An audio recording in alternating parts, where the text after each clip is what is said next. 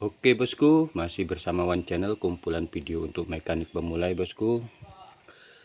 Oke, video kali ini lanjutan video sebelumnya ya bosku, tentang masalah motor ini pada saat disela itu loss ya bosku, yang terjadi masalah bagian kopling, kampas koplingnya dan center kelosnya yang bermasalah ya bosku, yang sudah aus.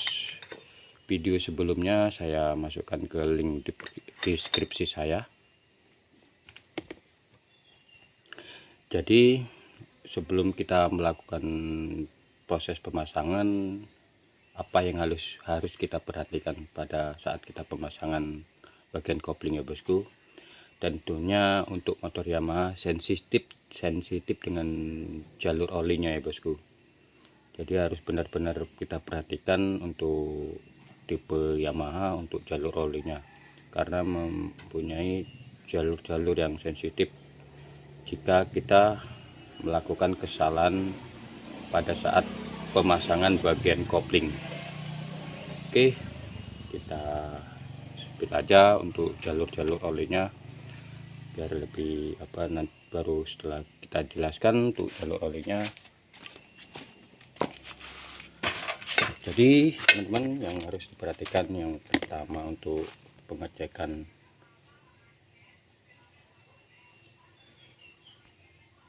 jalur-jalur olinya ini terdapat, biar saya berbesar ya bosku biar lebih jelas. Oke, jadi ini saya melakukan penggantian untuk kampas kopling dan center close-nya ini. Jadi ini adalah motor Jupiter robot atau Jupiter new yang mempunyai dua versi ya bosku, versi injeksi dan versi karburator. Tapi yang motor ini adalah versinya karburator ya bosku, tipe karburator. Jadi untuk center close-nya saya menggunakan punya Vega ZR dan cocok untuk pada Jupiter robot tipe karburator ya bosku. Oke, langsung saja untuk jalur-jalur olinya yang harus diperhatikan. Jadi ini ya bosku, nah lubang kecil ini, nah ini ada lubang paling bawah, itu adalah jalur keluar dari pompa oli menuju kemari ya bosku, jalur pompa oli menuju kemari. Nah ini bosku, dari lubang kecil ini. Nah ini adalah bak koplingnya. Nah ini bak koplingnya ya bosku. Jadi ini dari lubang kecil tadi di sini bosku, dari lubang kecil ini. Nah ini keluarnya oli dari pompa oli menuju ke lubang ini, baru ini kemari bosku, masuk. Terapalah ini saya mengganti pompa olinya juga ya bosku, mengganti saringan olinya. Nah ini filter olinya saya ganti baru karena yang lama udah terlalu rusak ini bos. Ini wajib ganti untuk posisi seperti ini. Jadi ini kemari bosku, tersarilah oli itu kemari menuju, jika ini saringan filter olinya, baru ini terkoneksi ke bank ini bosku. Saya ulangi ya bosku, dari lubang kecil ini keluarnya oli dari pompa oli menuju kemari ya bosku, menuju kemari. Nah ini lubang ini bosku, ini masuklah ke bosku. Nah dalam sini tuh jalurnya, itu ada lubang jalur itu, baru masuklah kemari ya bosku. Jadi ini posisi filter olinya ini kan seperti ini bosku, ini ada lubang terbuka dan ini yang tertutup. Jadi ini posisinya seperti masuk nih, nah dari ruangan ini bosku, dari ruangan ini oli masuk dari pompa oli, masuklah kemari ya bosku, tertutup, tersaringlah oli kemari untuk masuk kemari ya bosku. Untuk masuk kemari, oli yang kotor tadi disaring ini masuk kemari, baru tertutup lubang kecil ini bosku, lubang kecil ini ada lubang, nah masuk kemari. Nah, sistem sirkulasi olinya, baru selanjutnya kita pasangkan kemari. Ini kan tertutup gini bosku, nah ini dari sinilah kemari tertuju oli. Nah, ini bosku, baru dari filter tadi masuklah kemari. Nah ini kemari, baru ke dalam, ke filter oli ini. Dari filter oli ini, nah ini ruang filter oli ini masuk ke lubang kecil ini bosku, masuk lubang kecil ini, masuk disaring oleh filter olinya, baru masuk ke ini seal. Ini pemasangan seal ini usahakan tidak bocor ya bosku. Kalau ini rusak wajib diganti, karena ini langsung menuju ke lubang ini. Ini adalah menuju langsung ke stang seher atau sokarnya. Jika ini sumbat atau terjadi kebocoran pada seal ini, oli masuk ke bagian sokar, itu tidak baik, tidak lancar ya bosku, akan merusak yang sokar itu sendiri, karena mengalami kelumasan oli pada stang sehernya, karena mengalami sumbat atau bocor pada seal ini.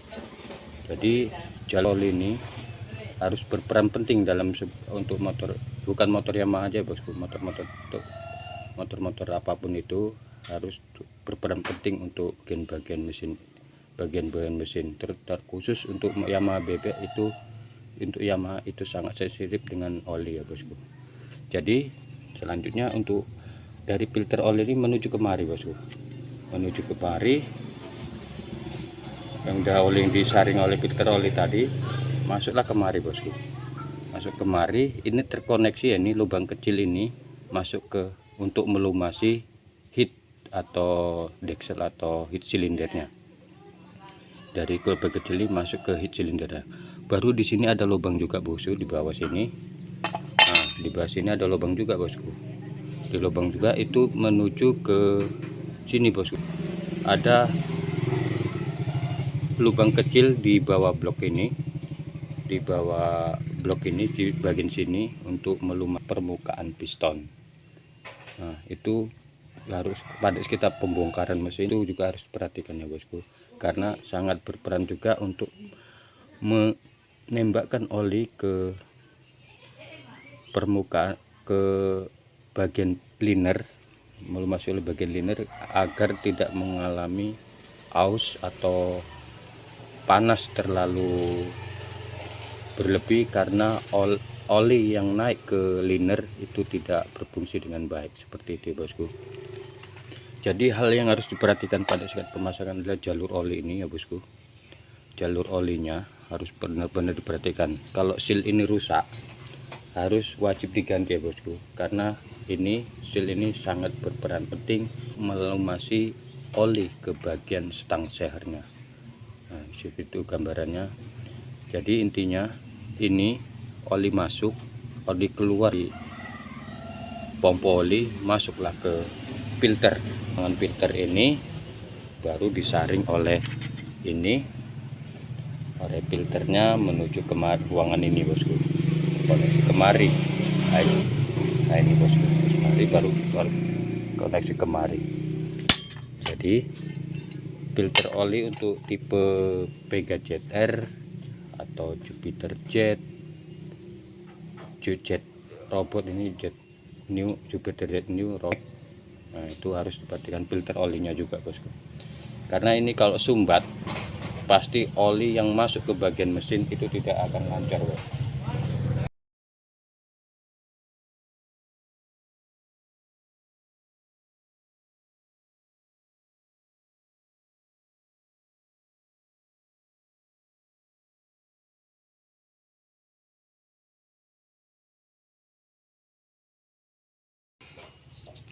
kalau oli tidak lancar maka akan merusak bagian stang seher dan bagian head ini ya bosku. Jadi intinya seperti itu ya bosku pada saat kita pemasangan, karena ini oli masuk ke dari sini, nah, keluar dari sini bosku. Ini sempat tersumbat, maka sirkulasi oli yang masuk ke ruangan ini, masuk ke bagian ini, itu tidak akan lancar ya bosku. Oke, langsung saja kita proses pemasangan untuk bagian koplingnya ya bosku. Ini rumah koplingnya pasang seperti ini. Baiknya sebelum pemasangan kita beri pelumas, kita pasangkan seperti ini bosku.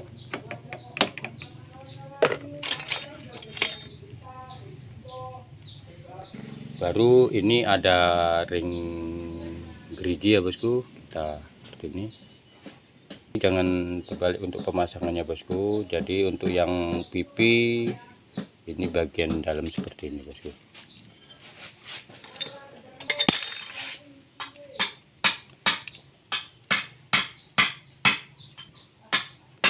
Untuk bagian pipi ini, nah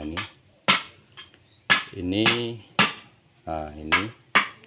seperti ini bosku. Ini yang centong, ini bagian dalam.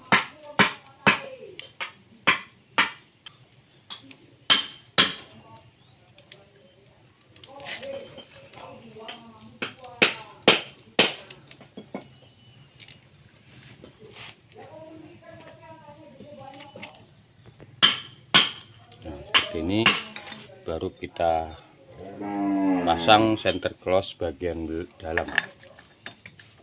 Nah, seperti itu ya.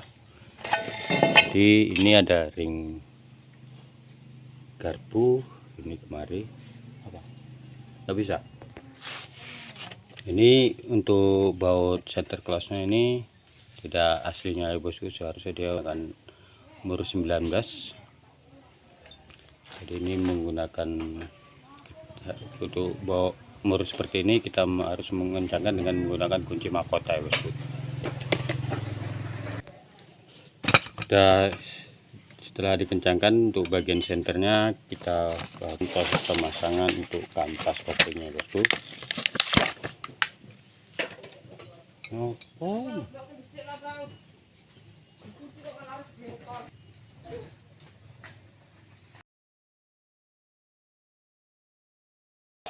Oke bos, ini tinggal pemasangan kampas kopling bosku. Sebelum untuk pemasangannya kita harus beri pelumas dulu ya bosku dengan menggunakan oli bersih. Jadi ini kita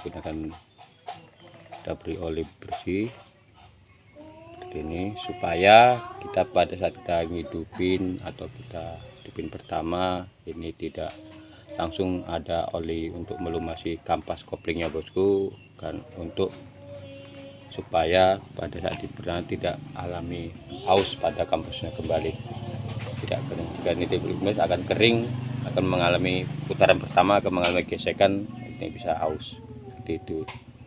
Jadi untuk posisi pemasangan kampas kopling ini ada pipi, ini permukaannya pipi, dan ini ada sedikit cekung. Jadi untuk yang cekung bagian luar seperti ini bosku, kita pasang seperti ini. Baru kita pasang plat koplingnya. Plat koplingnya ini ada per kecil 3 biji.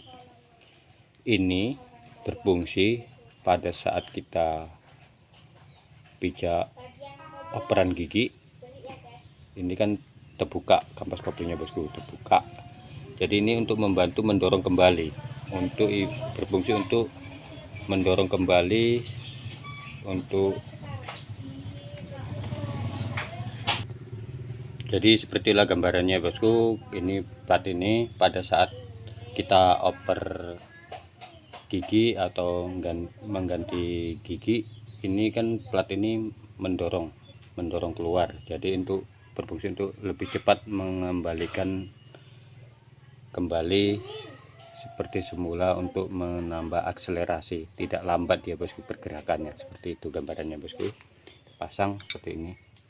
Ini ada coakan, ini ada coakan juga di sini. Ini pas posisinya di sini, pas coakan tersebut bosku. Baru ya kita pasang kampas kopling kedua, karena untuk Pega ZR Jupiter robot ini menggunakan kampas koplingnya 2 biji ya bosku, 2 buah. Ini seperti pemasangan pertama, yang pipi itu bagian atas, yang datar bagian dalam. Nah, seperti ini. Baru close bagian luar ya bosku. Langsung saja kita pasang seperti ini. Satu ini 2.000 ya guys. Beli.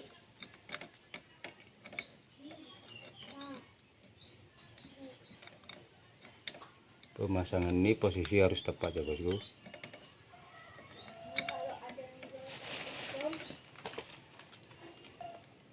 Ini untuk memasang ini putar-putar aja di mana pasnya, yang penting dia span. Ini span nih bosku, masuk. Nah, ini masuk ya bosku. Baru kita pasang bagian plat. Ini adalah plat penekan koplingnya, pengganti per kopling ya bosku. Jadi kita pasang terlebih dahulu ininya bosku. Ini seperti ini. Ini untuk pemasangan ini begini bosku. Ini pen penekan untuk salah seperti ini bosku. Seperti ini. Nah, seperti ini bosku. Kita masukkan aja seperti ini bosku. Kita masukkan seperti ini. Nah, seperti itu ya bosku posisinya. Baru ini pasang seperti ini.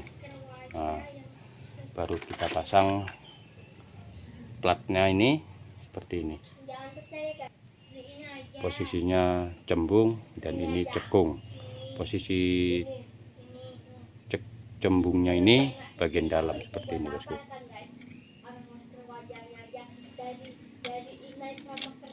Nah, seperti ini bosku posisinya. Baru ini pasang penutupnya seperti ini. Kalau untuk Pega ZR Jupiter robot ini tidak menggunakan per ya bosku, penggantinya plat koplingnya. Ini baru kita pasang murut bautnya menggunakan baut 8. Untuk mengencangkan ini bosku, ini hati-hati ya bosku, karena ini rawan pak untuk baut 8 ini. Untuk mengencangkan koplingnya ini sangat rawan patah atau putus ya bosku. Jadi harus dengan menggunakan perasaan jika mengencangkan bagian ini bosku.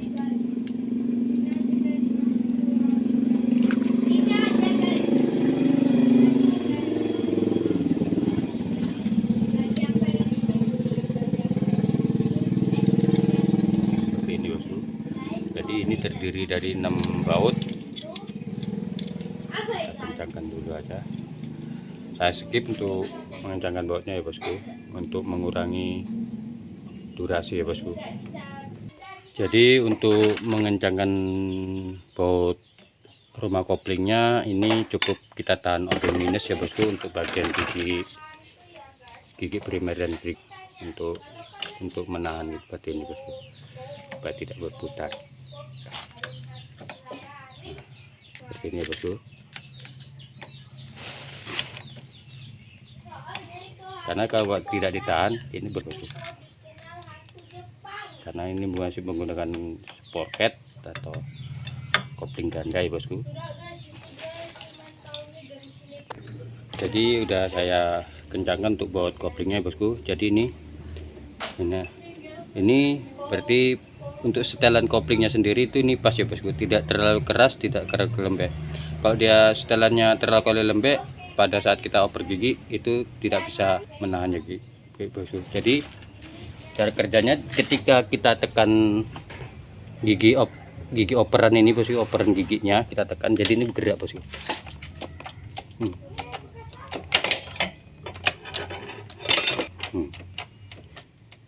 Perhatikan ya bosku. Nah, ini bergerak.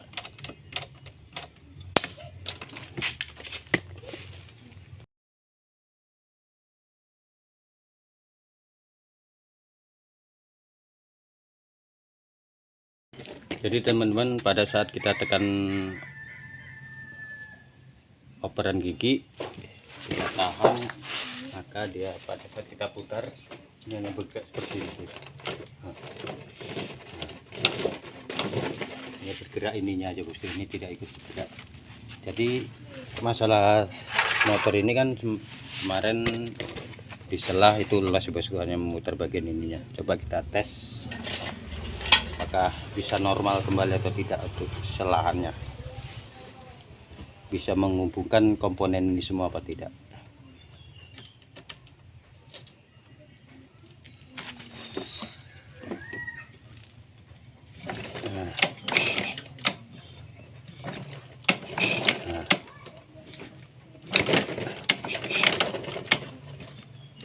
Nah, jadi permasalahan sudah teratasi ya bosku. Sekarang kita coba rakit untuk bagian bak koplingnya.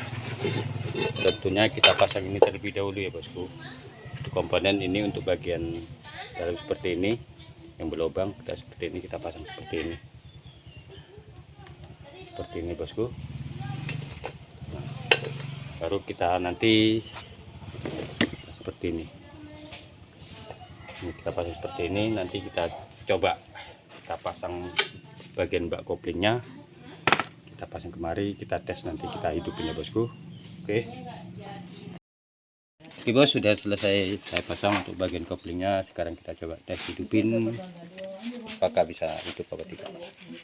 Ini udah keras ya bosku, sudah tidak los lagi ini,